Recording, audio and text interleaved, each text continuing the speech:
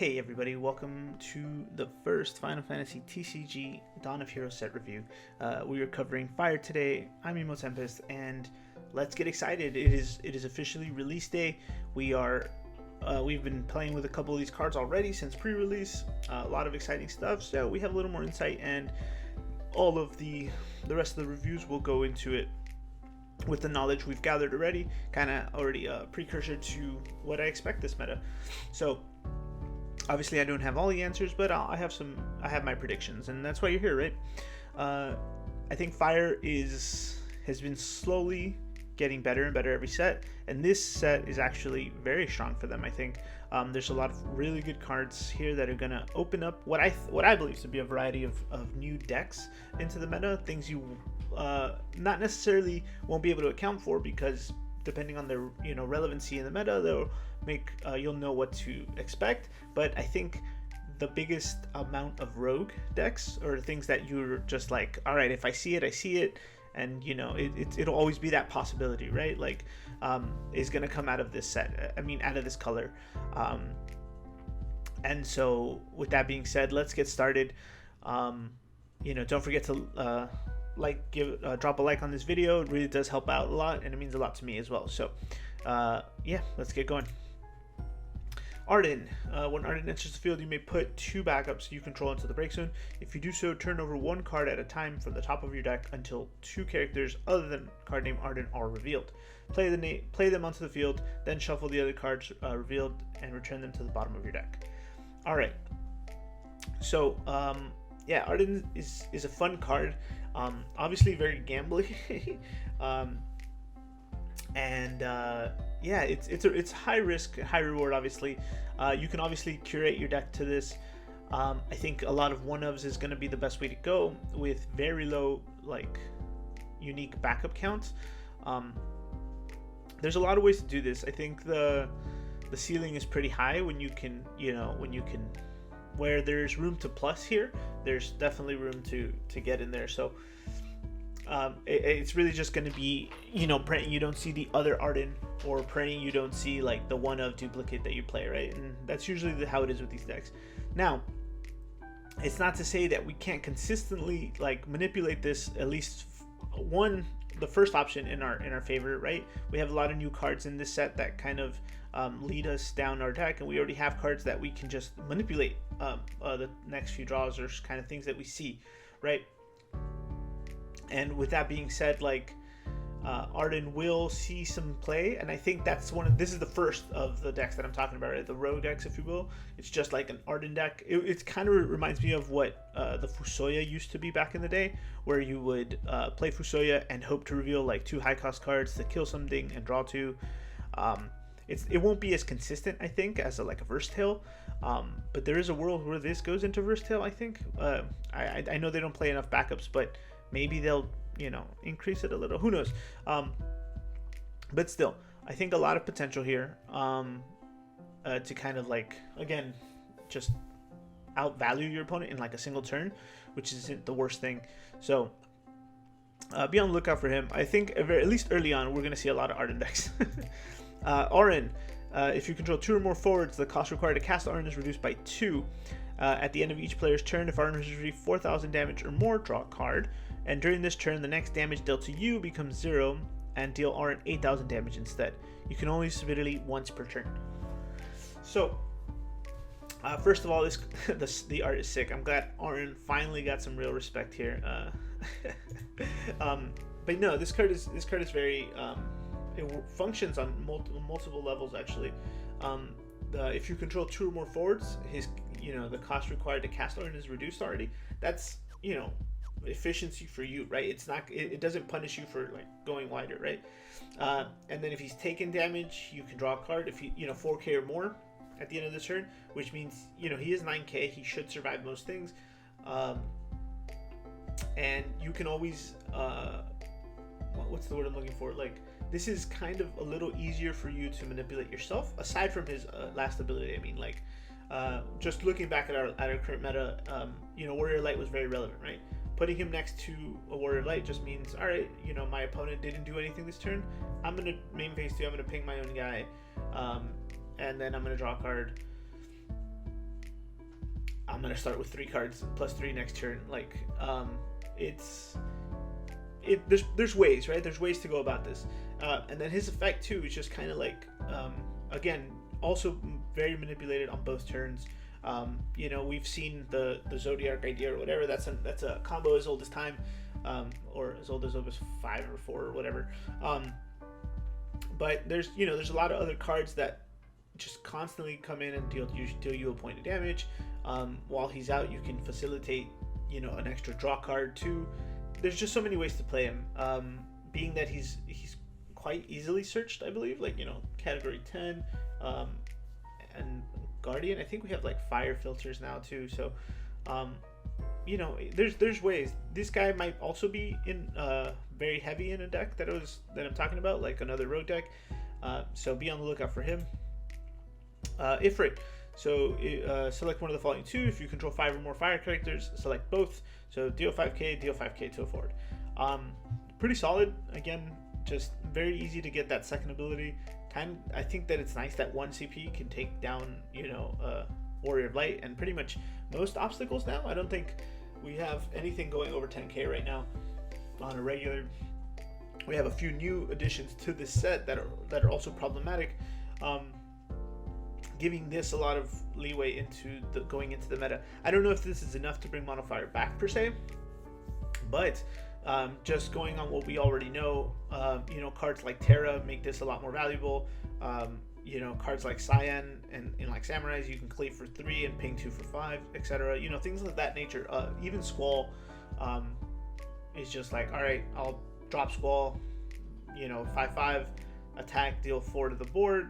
That's it. And we're dealing 9 here. We're cleaning for 2 outs for 9. So there's a lot of things that I'm gonna be on the lookout here. I don't know if this will go into like 13 exactly, but I think we like the consistency that has already. But still, solid outs for good cards. I don't know. Warrior of Light. When Warrior of Light enters the field, reveal the top 4 cards of your deck. Remove 1 card among them from the game and return the other cards to the bottom of your deck in any order. You can cast this at any time. You could normally cast it this turn. Yeah, this card's a little underwhelming. I like it for what it does. I wish it wasn't like name clashed or even tied to fire, in my opinion. But we haven't used cards like this in the past, right? We had like the Snow, I believe, in Fire Ice. We had the Mog 13 in Ice that did something similar. We have effects like this that usually work off, unless it's able for you to hold it. Things like Man in Black or Zidane, or even what was her name, Lonnie. We're better than this, right? Now, I'm not saying it's not bad. It's just, why? Like, where am I playing this, right? Like, where does it go that like I'd rather not play Warrior of Light? Where would it go that I don't already have ways to search and draw and stuff like that? So it's just a little gambling. In Sealed and Limited, this card is very good, especially when you have to fix colors and stuff like that. But I don't think he'll see much play outside of that. Going back to these other ones too, I think they're all great in Sealed and Limited. Garland, Brave, EX Burst. When Garland enters the field, choose a forward your opponent controls. Deal 2,000 damage for each backup you control. Yeah, just a decent common. Not bad for Sealed and Limited. Good EX Burst. Might replace the other Garlands with abilities that we've seen in Knights decks, but I don't necessarily think so either, right? Because at least we got Brave and like stuff for all of our Knights if we had a Princess or something like that. So it's an option for Garland decks or for Garland S abilities, but it's pretty average, right? Like pretty mid, as some people might say. Blacksmith. This card's fun. When Blacksmith enters the field until the end of your turn, all forwards you control gain. When this forward attacks, choose a forward your opponent controls, deal 7,000 damage. This card is nuts. Really high ceiling, a lot of potential. I think I saw Van's Final Fantasy Corner put out like something Viking Blacksmiths, which is great. Shout outs to him. I love some of the crazy decks he comes up with. Yeah, it's just pretty much any of your forwards is able to kill stuff now on attack, which is both like interesting because it also leaves them open to Amaterasu, but of course anything good is not without its downsides. If not, it would be like beyond busted already and on slowly moved on to the watch list, the ban list. But no, seriously though, this card has a lot of a lot of possibilities too. Just in sealed and limited too, it's just a real like game closer. It kind of changes things. Yeah, I definitely suspect Fire will, we can incorporate this easily into just about any like Fire X deck that spits out a few forwards and then just kind of controls the board. The other part that it's like non-generic, it's like you can play multiple of these. Not saying in one turn per se, but that is an option. With enough efficiency, you could definitely cast double blacksmith, and then just like really put in the hurt out there, right? But either way, you can play one turn, and then as the game goes on, you can play another one later, and then it's just something threatening that your opponent has to be considered about. So the demon, when demon enters the field or attacks, select one of the following 3 actions. Choose one forward, remove all the cards in your opponent's break zone, and then deal it 1,000 damage for each removed card by this effect. Name an element, deal 7,000 damage to all forwards of the named element, and name one job, deal 8,000 damage to all the forwards with the named job. Yeah, this card is an insane powerhouse. Introducing the Warring Triad from FF6, it's just very amazing, very cool. This is one of the effects that Fire didn't have so much of, but removing cards from your opponent's break zone, that kind of makes a big deal in just about every format. And so opening up Fire to this realm like of just unfairness, really, it's just a big deal for them, right? And then with so many options, right, being able to answer monocolor decks and tribal decks, as well as like control decks, if you will, with that second, like that one effect, it's quite complicated, but it's also very strong. So looking, I highly suspect these Warring Triads are going to be out and about everywhere. So again, whether it's a Warring Triad deck or just mono Fire with this really good card, or splashing this guy in like an Arden deck or whatever, any of those decks, and plenty more variations as well, this guy's going to be around to stay. Kefka, when Kefka enters the field, remove up to 3 job Warring Triads with different names in your break zone from the game, then place a magic counter on Kefka for each card you remove due to this ability. At the end of each of your turns, you may remove any number of magic counters, and when you do so, choose up to the same number of forwards as magic counters removed and deal them 9k. Now, I think it's cool that they all go together, and this Kefka's pretty dope. It could lead itself to another. I mean, we've seen FF6 have multiple decks, right? Like this last set, very unique stuff, and this is just ridiculous, right? You can do this. Turn 1, you pitch demon, pitch whatever to the other guys, get 2 counters, and then like if your opponent decides to go wide, choose up to the same numbers at the end of each of your turns, right? Just take off both counters and kill 2 things right there. That's done. We're set. Kefka did his job. He'll just be a body, meat shield for the rest of the game, and it's annoying. It's quite actually annoying. So I expect all of these cards to see play together, and yeah, just be on the lookout for this stuff. Zack, when Zack attacks, choose a forward your opponent controls. Deal it 5,000 damage for each job soldier you control. When Zack leaves the field, you may search for a category 7 forward of 4 or less and play it on the field. And then Meteor Shot, S Fire tap, deal 7,000 damage to all forwards your opponent controls. I think he's okay. He's not the best L. He's not the demon, obviously, but his first effect is going to be a little long and slow, right? You need 2 bodies to deal a significant amount of damage. He has to attack. When Zack leaves the field, and leaves the field is probably like the best thing about this card. You could blink him, bounce him, return him, whatever you want. Any way you can kill him, he's gonna do his effect. Like unless you ban it, unless you blank him, unless you Kucha land before any of this, that's not happening. But yeah, it's probably the easiest way and the most interesting way to abuse this card. I'm not saying he's not great, but he's kind of slow, and for those reasons, I don't know if he'll make. I know we have a lot of Zack fans out there, and I hope that this is something that you're interested in. But for me, it's kind of a miss. Samurai, the reprints. Every 3 sets, we are getting reprints for these crystal generators. In the event of L3, even though we don't get it for a while, we're not getting L3 format for anytime soon in the States, but. they're doing this every 3 sets, so this is the one where we're getting the reprints. Jet, funny dabbing Jet. When Jet is put from the field into the break zone, you may search for one fire forward of cost 7 or more and play it onto the field. Also, just, looking at what we have here, the demon is just ridiculous. Being able to bring out the demon for having this guy out. And yeah, it's pretty straightforward. There's going to be a lot of ways to abuse this. I know this is one of the decks that I was talking about. It was kind of the first one that people gravitated to, right, on like when the set revealed and dropped, and I can see why, right? We have a lot of cool big 7-cost fire cards that never really got play, and so this will kind of just facilitate for those. The demon we just saw, Braska's Final Aeon, is just something. You can go from Jet to Final Aeon, which would be funny.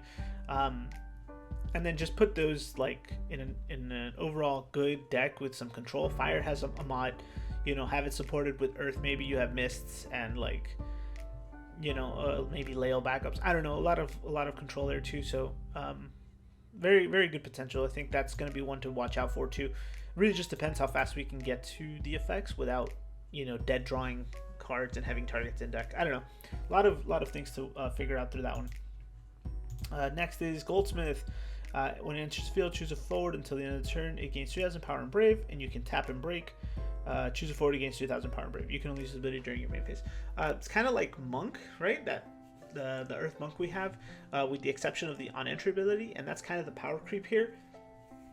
But I think this is a good card. I know Fire has had similar stuff to this in the past. On entry, gets Haste, Brave, and First Strike or whatever from Red Mage. I think the last one we got, which was a Monk, also just came in and did 7,000 at damage 3, and now stuff like this. So Fire's getting a little more of the shared abilities from some of the other elements, which is nice. This one's pretty good. This might be a better generic one than the ones we've seen in the past, than Samurai, unless we need it for the Samurai deck. Culinarian, this is the new generic backup for the whole set. Everyone gets one of these.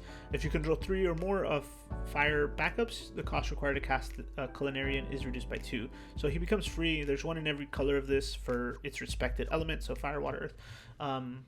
But yeah, it's not bad. It's a good way for monocolors to ramp.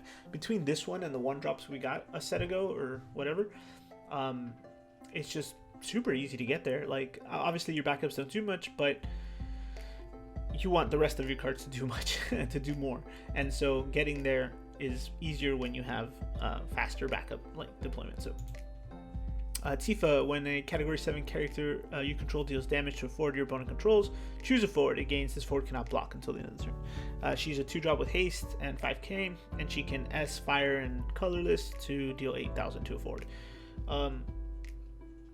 There is, I think, personally, we don't need more Tifas. This isn't bad in limited, I guess, with so many in sealed and limited with so many FF7 cards in this set. But I think we personally we already have the other Tifa, that one we've been using for the Avalanche deck. That's better, I think, and I think it'll stay that way. We also have another Tifa this set, which was interesting. So yeah, I think this one's just going to get outshined quickly. So Morrow, Warp 2, Fire, Haste. When Morrow enters the field due to Warp, draw 2 cards and then discard one.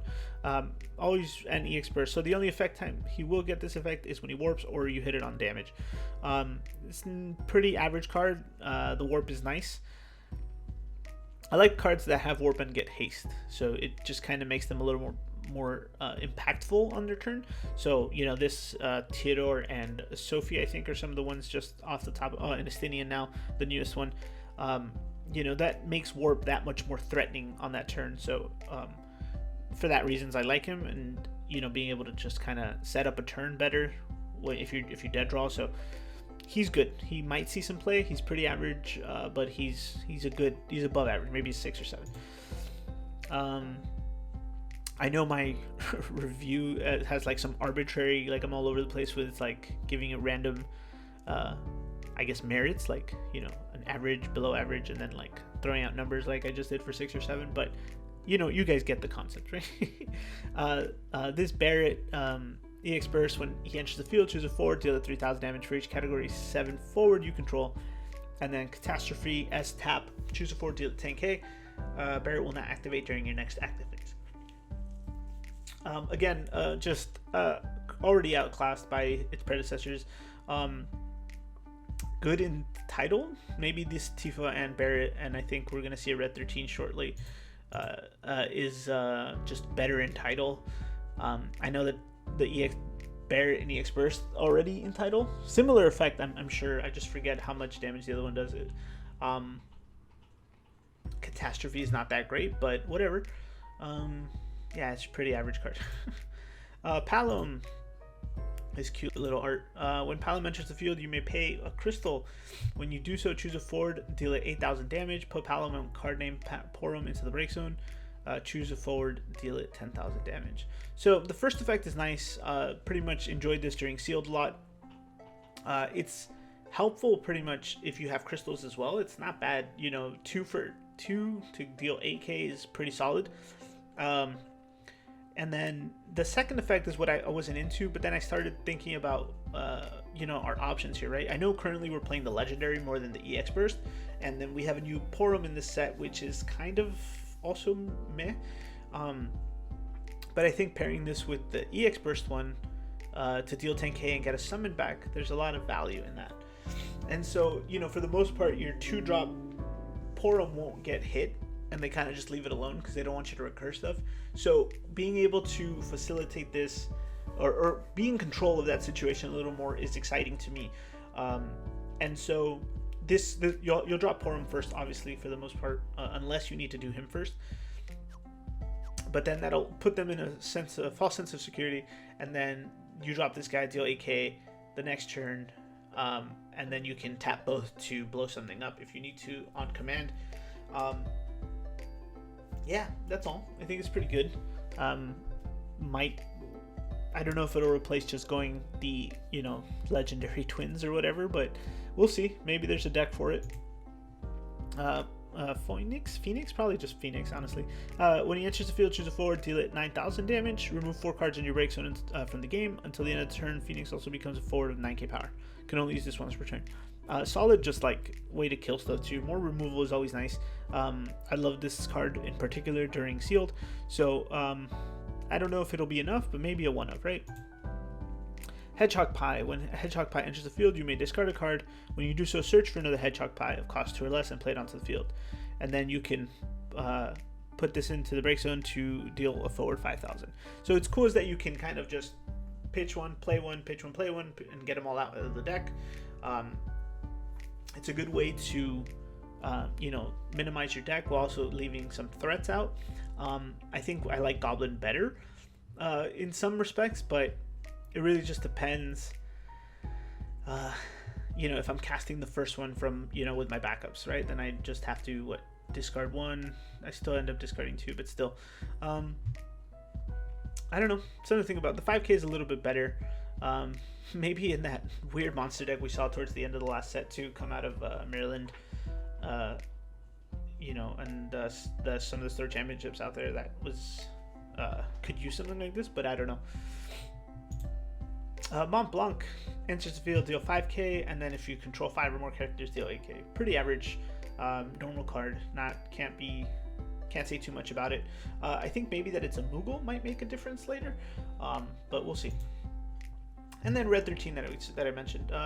You can only play if you control a 7 forward, and if you have 4 more 7 characters, he gains haste. 2 for 9 is pretty solid. Easily played with the Tifa that we just saw earlier on turn 1. Kind of started a threatening turn. Alright guys, that's it for the fire stuff. Again, I think we have Arden, Orin, Ifrit, Blacksmith, Demon, Kefka, Zach, if you're into that thing, Jet, the Morrow, Palom, and Phoenix here, all pretty interesting cards that might make a splash in the meta. If I had to pick a top 5, it's Arden, Orin, Jet for sure, Blacksmith, and I guess we'll go with Kefka. Yeah, the legendaries are obviously in their own thing because they're legendaries for a reason. can't say too many bad things about even the Zach. Zach has some potential. So let me know what you guys think. Which one are you guys building, the Jet deck or the Ardent deck first? Are you more excited about the Demon Kefka or another element altogether? I'd love to hear your thoughts. Please go check out the other ones. Thank you for watching. Hope you enjoyed it. Take care.